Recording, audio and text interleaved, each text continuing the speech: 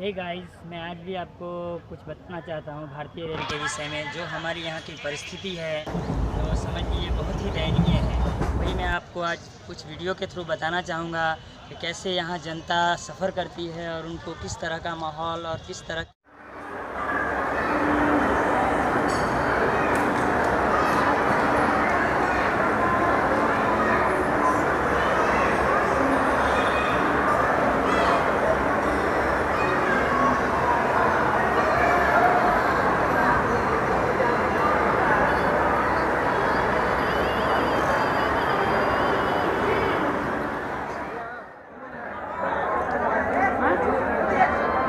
दिया।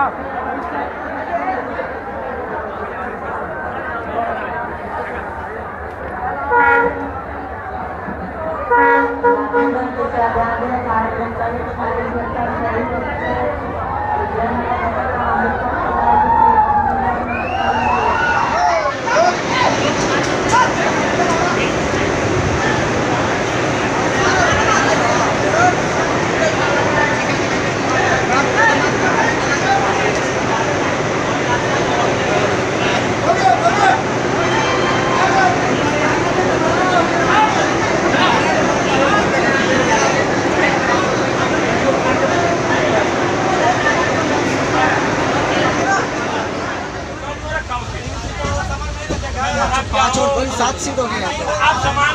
Sorry 8 seat हो गया। 5 और 3 8 हो गया।